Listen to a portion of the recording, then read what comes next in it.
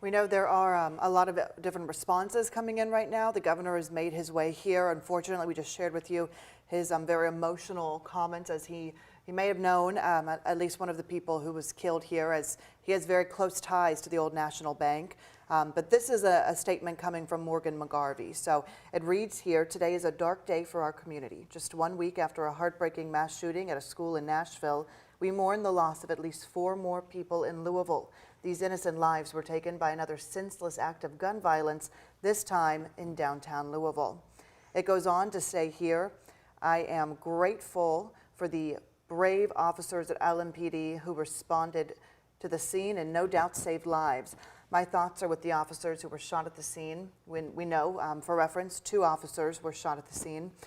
He says, "Thank you to every first responder from the fire department to EMS and everyone in between who responded and helped our community when we needed it most." All right, well, and again, this all coming from our Congressman Morgan McGarvey, who's continuing to say the community is one of far too many impacted by gun violence. Thoughts and prayers for those we've lost, for those who are injured and their loved ones and families are appreciated. But today serves as a stark reminder that we need to address gun violence at the national level so no other family loses a son, a daughter, and a loved one. Louisville is a big, small town where everybody knows everybody, and in the coming days, we will lend support to our neighbors and loved ones, the families of those we've lost, and our first responders. We will get through this tragedy as a community.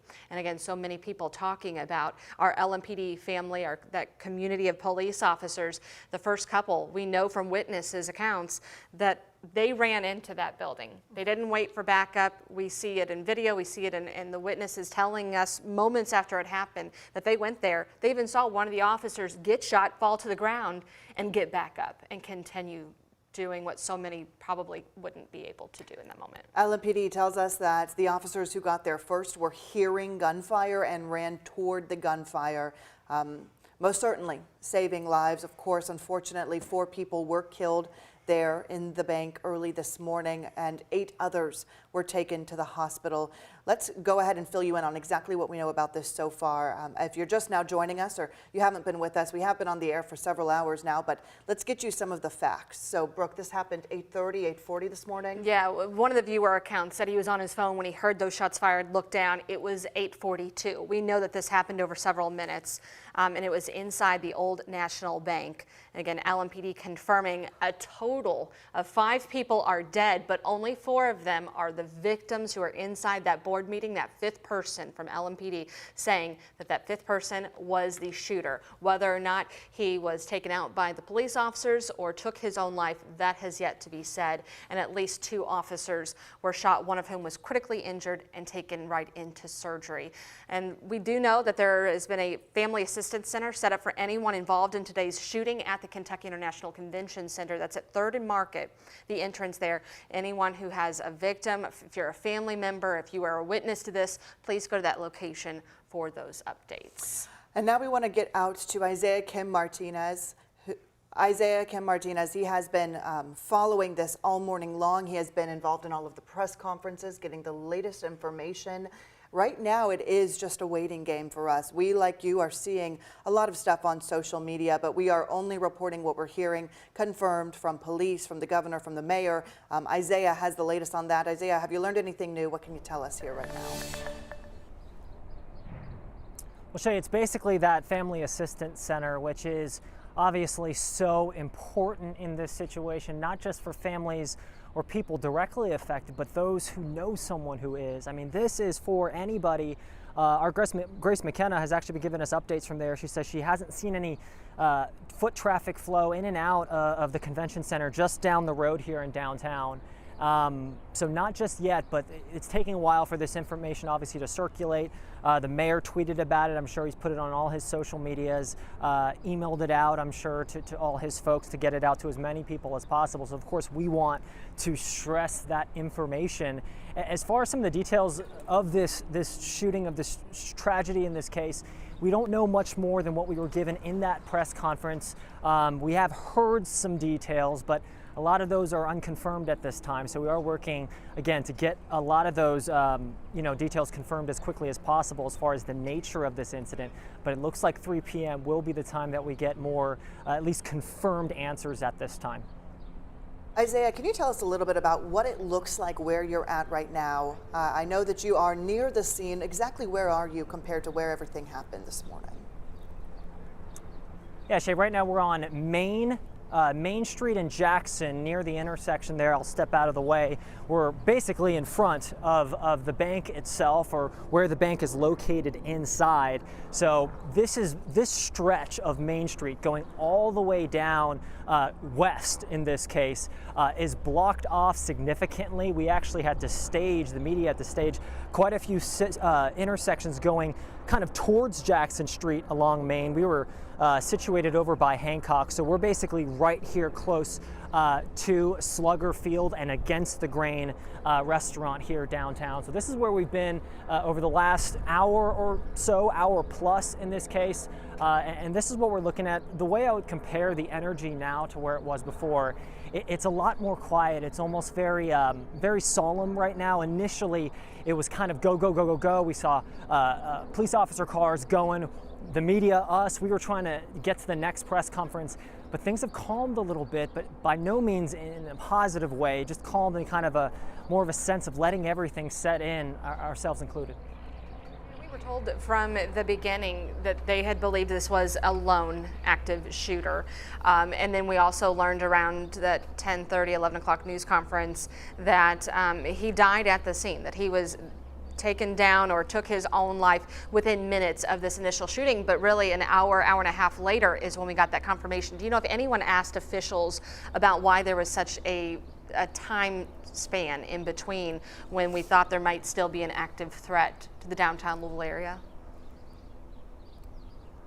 We had about 3-4 minutes, I would say, to get a few questions in. Unfortunately, Brooke, that was not one of the ones that was asked. I'm sure it will be asked, if not from others, from us here today, as far as what led to kind of those discrepancies and maybe the time span from one update to the next. But as we all understand, and this has been consistent with the way LMPD has operated for some time here when it comes to these incidents, they do not want to jump on information too early and say something that isn't true and then have to retract that. So even in this case, we've had active aggressor before it was said active shooter. In this case, we gave the total number, but we didn't update until later that one of the 5 dead was actually the shooter in this situation. We of course learned later also that the shooter in this case also has a connection to the bank itself, being a potential former worker here. So a lot of the wording of this will continue to get updated as we go forward, and my understanding is that's why it's taken some time, at least from a police perspective. They're on the scene, Isaiah, typically in a situation like this where you have a really active, large crime scene, they bring in a mobile command center. Have you seen that happen here today? And have you seen other agencies coming to Louisville, perhaps Shepherdsville or Jeffersontown on scene? Well, the one actually right behind me, you can actually see it once the van moves out of the way. That is a command unit from my understanding. It's hard to read from this list. I can probably zoom up and give you a better idea, but that is what we saw drive up about, say about 20-30 minutes ago. There is something going on right now with a van backing up, and I'm not exactly sure, but that is the center right now of where information is being sent to and from, at least from our point of view. Again, we've been staged here for a bit now, so that's what we're looking at least at this time. That looks to be the main command unit. Right, and we assume that the coroner is going to be on scene for much of that, as to whether or not that's what the van is. But our Isaiah Kim Martinez, again, at the scene, he has been there for the last few hours now, as all of us have just been focused right there on the 300 block of Main Street for what's going to be taking shape here. And we know that this investigation is going to last well into the night. If you are anywhere around Louisville Slugger in that downtown area, you're not going to be getting in and out if you are just the general public at this point. They say right now there really is no reason for anyone to be coming downtown. That is, unless you work at the bank, you know someone who works at the bank and you're looking for information. You can go to the convention center down there on Market if you are interested in that. So we did hear from LMPD just about an hour and a half ago. We want to give you a listen into that so you can have the most up-to-date information. Thank you. Deputy Chief Paul Humphrey, Louisville Metro Police. Again, at 8:30 this morning, approximately 8:30 this morning, Louisville Metro Safe received a report of shots fired and a possible active shooter at 333 East Main Street at the Old National Bank. Within 3 minutes of being dispatched, Officers arrived on scene and encountered the suspect almost immediately, still firing gunshots. Officers exchanged gunshots with that suspect, and ultimately that suspect did die at the scene. We are trying to confirm if that suspect died of a self-inflicted gunshot wound or was killed by officers at this time. At least 2 officers were shot during this exchange of gunfire. One is currently in surgery at University of Louisville Hospital. At least 4 more victims were confirmed to be deceased inside the location, as well as 8 that are now currently being treated at the University Hospital. 2 are critical, one of those being the officer. We're currently working to identify all of the victims, work with their families for reunification, and provide services to the families and the victims. The investigation, I want to reiterate, is ongoing. This will be a long scene. It will take pretty much into the night. So I still ask that the public avoid the area. I want to reiterate that there is no active threat. We believe this is a lone gunman involved in this that did have a connection to the bank. We're trying to establish what that connection was to the business, but it appears he was a previous employee. It is clear from the officer's response that they absolutely saved people's lives. This is a tragic event, but it was the heroic response of officers that made sure that no more people were more seriously injured than what happened. We will continue to provide updates as soon as possible. We will have another press briefing following this at 3 p.m. today. And just in the last few moments, we got some really encouraging updates from U of L Hospital. That's where multiple patients were sent from the bank to the hospital. And some of those numbers just now coming in that U of L treated a total of 9 patients. 2 were officers, 7 were civilians. And one of those officers who we've spoken about is still critical, with critical injuries. We were told they were taken right into surgery earlier. And the better news, out of all 9, at least 3 people have been discharged. So that is promising. And we also know that Dr. Jason Smith, who is the U of L Health Chief Medical Officer there with University Hospital, he will be a part of that 3 o'clock news conference to update us furthermore on the people that are still injured and possibly the severity of their injuries. So 3 discharged out of the 9. That is 1 up from what we had been told earlier of 8. So again, 4 people did die at the bank this morning, 9 taken to U of L Hospital. 2 of those were officers, 1 in critical condition, still being treated. 7 civilians were treated, 3 discharged, and it's small, Brooke, but it's big in a day like today. It's just that little bit of news that we needed to hear. We want to go back live to our GMK's Eric and Haley, who have been there all morning long, talking with the witnesses out there. Some good news, but still just a really horrific morning that's only just now settling in as to this happening in our backyard, guys. Don't hesitate to point out the good news. I mean, I think that's where we are. We're happy to hear any kind of good news like that, because there have been points in the morning where we weren't sure that was going to be the case. Right. As soon as you said that, Brooke, I was like, okay, that's good. That's good. You have to find those little glimmers of hope to really work through a situation that is such a traumatic event happening. And like you guys said, right in our backyards, it's really difficult to think about it. And it's really especially difficult now that we're sitting here really processing through as the scene is clearing out exactly what they went through today, what we witnessed here today.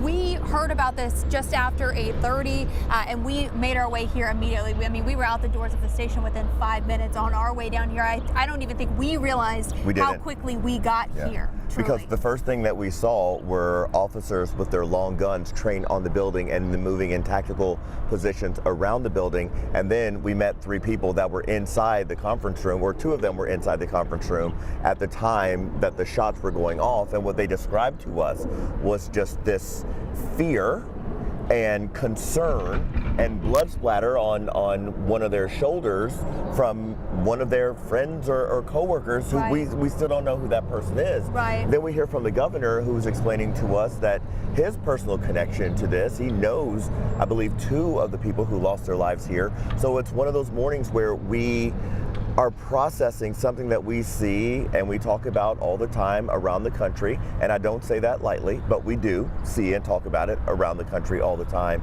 But this is home. This is us.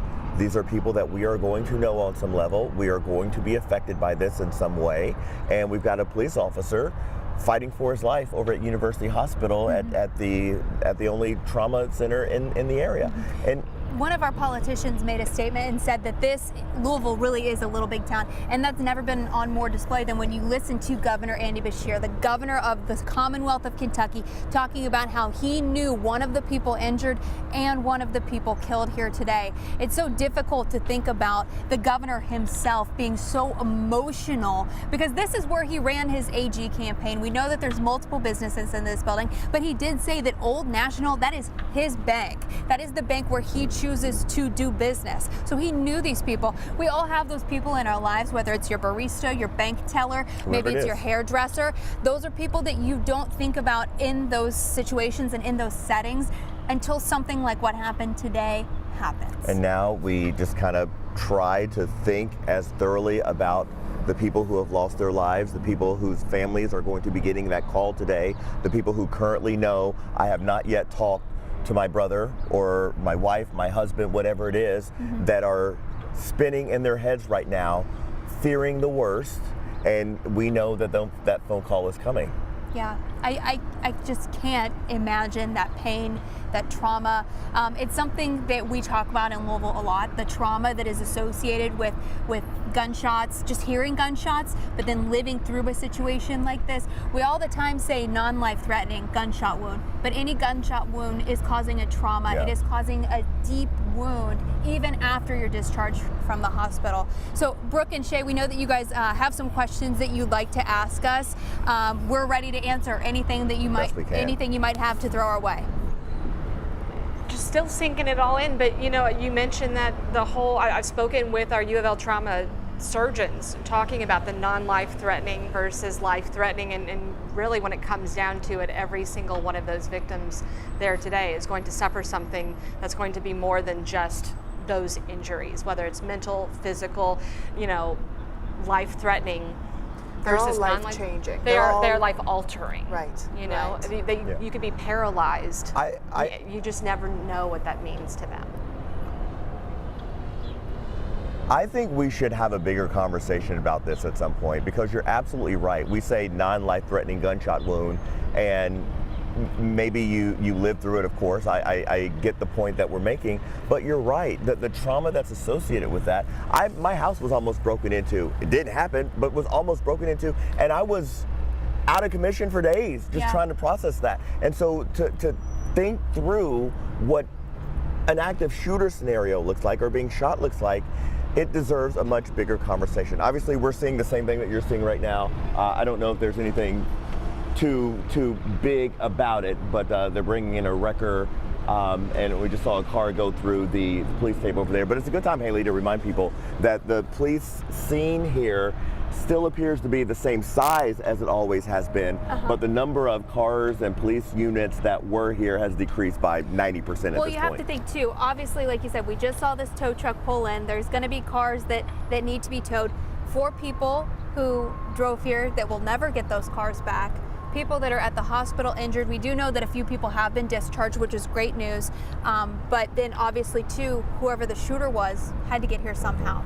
So that car will likely be taken. I'm sure that it has in some way, shape, or form probably already been processed to make sure that there's no other anything that could cause damage to anyone inside that car, and has been processed through in that way. That's a good point. But even, you know, thinking about what is here on the scene still, all of those shell casings that are still here on the scene, any kind of DNA, blood splatter, those kinds of things are going to take possibly months to really process through on the scene. And I'm guessing they will, if the shooter drove here, probably tow that car somewhere else to process. Right, so you'll have the technical processing of the scene. At some point, someone's got to come in and clean up the broken glass and all of that. Yeah. So what we're basically doing is just laying the foundation for the amount of time it's going to take to get not just this building, but this area, Brooke and Shay, back up and ready to accept the amount of people that are here on any given weekday at this time of day. Guys, we thank you so much for your coverage. We know that it's been a long morning. It's going to be a long day for our investigators, for the families who are impacted by this. Again, thank you so much for speaking to those people at the scene and continuing on with us. You know, there's a lot of information online. We are here to inform, not misinform. So if you feel like there is information we're not giving you at this point that may be flooding your Facebook, your Twitter, your Instagram, we see it, but we are not going to go there until it is official, until it is confirmed by police, by the coroner. We are going to let these families take in the moments that they need to before we send a barrage of people. And it's an important part hard. of transparency is waiting until we have confirmed information to share with you. So what we do want to tell you right now is there's a family assistance center for anyone involved in today's shooting set up at the Kentucky Exposition, or the Kentucky International Convention Center. That is at 3rd and Market. Anyone who was associated with today's shooting, victims, family members, coworkers, you can go to this location right now and get the latest information. This is the best way to make sure that they are providing all of those updates right now. We want to thank you for joining us here. We've been on the air with you since about 9 o'clock this morning, bringing you the latest. We will be back here live at 3 o'clock for that latest newser. We'll see you then.